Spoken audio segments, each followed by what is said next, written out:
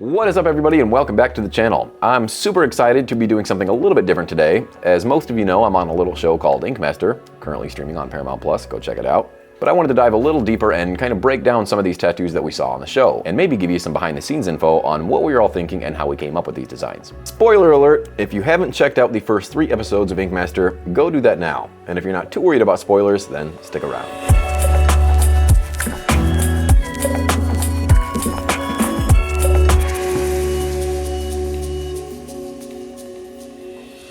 So our first challenge was geared toward the young guns, and they had to pick one of 3 distinct styles: American Traditional, New School, or Japanese. And the first tattoo we're going to look at is Trevors, who picked American Traditional. Now the first thing I noticed about this tattoo is, to me, it's obviously not American Traditional. It's definitely more along the lines of Neo-Traditional. Now I'm not saying it isn't a great tattoo by any means, because this thing is rock solid. It just has more of an extended color palette that you wouldn't generally see in American Traditional. I just think some of the colors don't quite fit in that traditional realm, especially when it comes to those grays. I'm not sure if it's gray wash or the actual color gray, but that's not something we would normally see when it comes to traditional. Also, the greens I think are a little more on the muted side, when generally when it comes to American Traditional, they're a lot more bold and bright. The browns that are blending into the yellows look great, but again, I don't think we have that crude American Traditional feel. With this tattoo in particular, the idea was to meet the challenge, and I just don't think he quite hit it on the head. Again, I love this tattoo and I would rock the shit out of it. But when it comes to a competition like this, you really gotta play by the rules. Up next, we've got Johnny, who did a New School face with what looks like some squid tentacles. Again, I do think this is a pretty solid tattoo, but it does get a little confusing in some areas. It's just hard to read.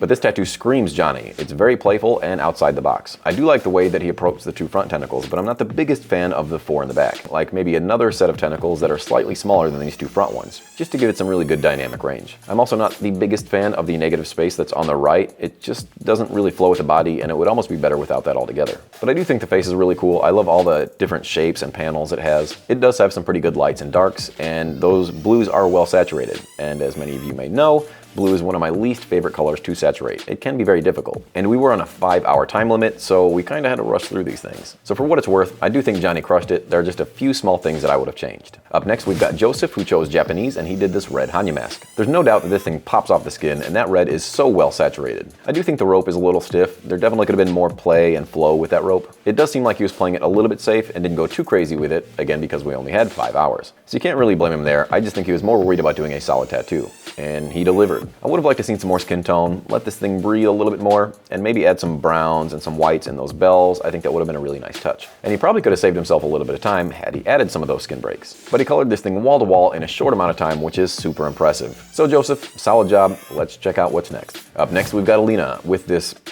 gorgeous kitsune mask. To me, this thing is bulletproof. These lines are crispy, the colors are super well saturated, and I absolutely love the negative space that this mask has. And this isn't something that Alina normally does. She typically does full-size black and gray realism with all the bells and whistles. So when she pulled this off, I was absolutely blown away. The lines are super crispy and the color choices are spot on. I love how she's got this darker cherry blossom in the background to make it look like it's actually sitting behind the other flower and the mask. Not to mention she added these other falling petals around the mask to keep your eye moving throughout the entire tattoo. One thing I do want to add is that Alina mentioned she read an entire Japanese art book on her way over to Ink Master because that was her one weakness. And whatever she read on that flight obviously absorbed, because this thing is solid. Hopefully we get to see a lot more work like this out of Alina, and hopefully it gave her a lot more confidence in this style. You crushed it. Let's see what else we've got. Here we have Jade's American Traditional tattoo, and I feel some sort of way. No, this thing is absolutely beautiful. It is a very pretty tattoo.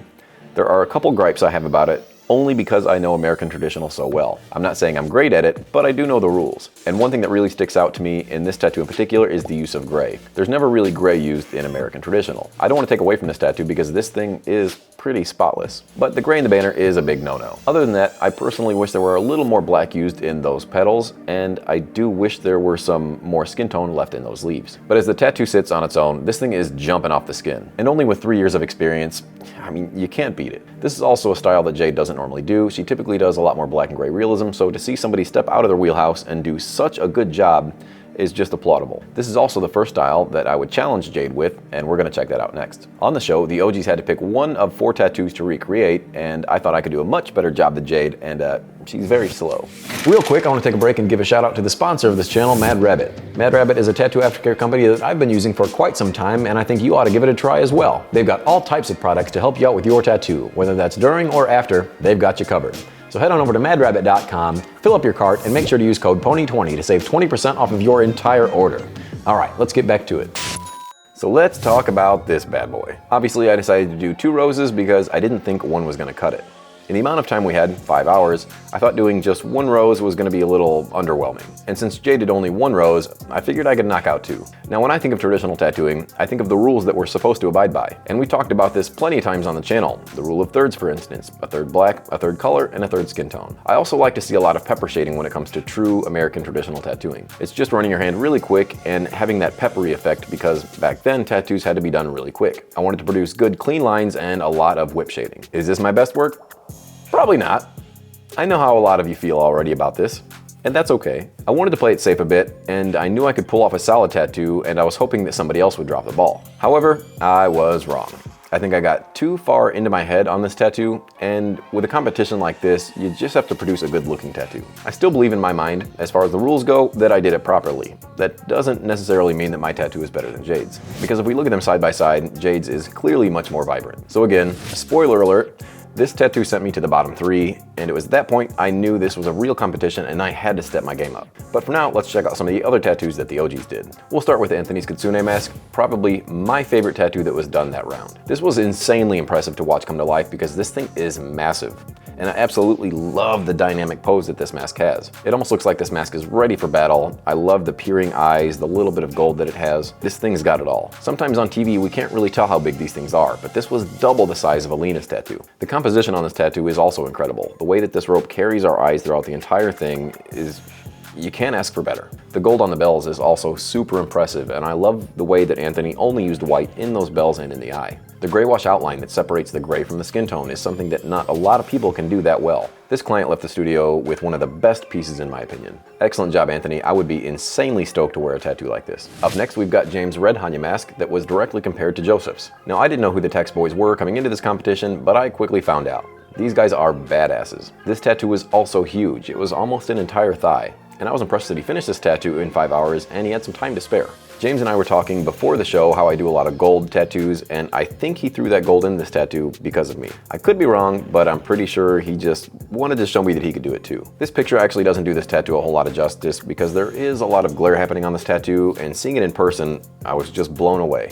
The missing tooth in front is a nice little detail that I think a lot of people overlooked, but it's really cool and I think it just adds a lot of character to the overall design. And I could be wrong, but I'm pretty sure this was drawn with no reference. Insane. I love the opening on the mouth of this mask. It just makes it really feel like a mask. It looks like you can pick this thing up and put it right on your face.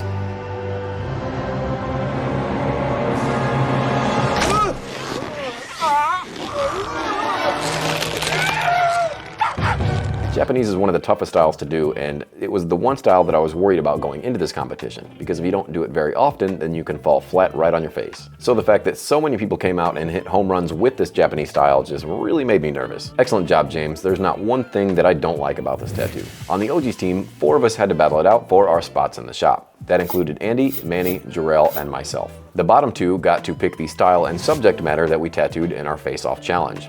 And wouldn't you know it, one of those was me. I was put on the spot and I didn't know if Manny was well versed in black and gray, so I said black and gray, and then I kind of looked around, I looked at my hands, and I just said hands. Which in hindsight probably wasn't the best idea because hands are extremely difficult to tattoo. But I had to challenge him. My spot was on the line. I know Manny is great when it comes to large-scale Japanese tattoos, so if it went that route, that would have been a problem. So let's take a look at Manny's tattoo first, because this thing is super cool and he pulled it off. I love the jewelry and I absolutely love the Hanya tattoo on the hand. It was like Manny was trying to show off a bit of his style on a tattoo that I chose for him. That was super creative, and that's what it takes if you're going to advance in this show. If I saw this tattoo in the wild, I'd have to take a stop and look. It is a little dark. I do wish Manny did something more with some dynamic lighting, some heavier highlights maybe. I think if he chose a different silhouette of a hand, it could have benefited him a little bit more. I do think the shading is super smooth, and that's not something he normally does, so I gotta give him a hand.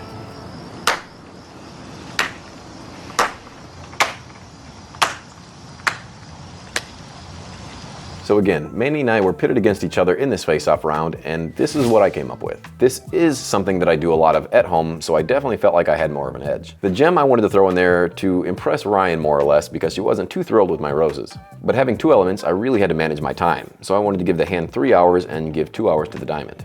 I wanted to choose something that had a lot of dynamic lighting and showed off a lot of good highlights and shadows. I don't think I was necessarily taking the competition as serious as I should have been with the first tattoo, and after I ended up on the bottom, I knew I had to come out swinging with this next one. I had to go big or go home. Quite literally. I thought I killed this thing, but during the critiques, the judges really liked Mannys as well. As they should. It definitely wasn't as easy as I thought it was going to be. Me, a black and gray artist, going up against somebody who normally doesn't do that. But again, he pulled it off and did a rock solid tattoo. Fortunately, I got my spot, but it was way too close of a call. Manny, much respect, you're an amazing artist and nobody wants to go home on a tattoo this good. So I want everybody to go check out his work. I'll leave his name right here and in the description below. Also, if you had the choice, I'd be doing Japanese. And you know it. Up next, we had the face-off between Andy Foe and Jorel Ellie. Andy got to choose the style and subject matter, and he went with photorealistic animals. I think Andy had the same idea. He wanted to go with something he's comfortable with. That is the game after all. We want to make it to the next round. Andy's known for fantastic black and gray realism, and Jorel is known for super bright, vivid watercolor tattoos. So I'm sure Jorel was shitting his pants. Manny and Jorel were essentially in the same position. They were doing something that they really weren't comfortable with. Andy did this elephant tattoo with a lot of really good details, but as the judges mentioned, it should have been moved down a bit more, and there are some areas that should have been more dark. I do think it was kind of crazy to go with something that has this much detail as an elephant, because that's a lot of work to do in a little amount of time. But again, if you're fighting for a spot on your team, you gotta swing for the fences, so I gotta give him props on this. I do think maybe he spent a bit too much time on the trunk and face, which are phenomenal, but it left the ears a little flat. But let's check out Jorel's and see how he did. Jorel went with a black and gray, realistic frog, I'm assuming to bounce back from the frog that sent him to the bottom 4 in the beginning. Again, if you haven't seen that episode, go watch it now to see what I'm talking about. I also think this one was a really ballsy move because that frog reference has so much detail. And for someone who doesn't do a lot of black and gray realism, if at all, this tattoo had to be terrifying. Do I think this tattoo is a bit dark?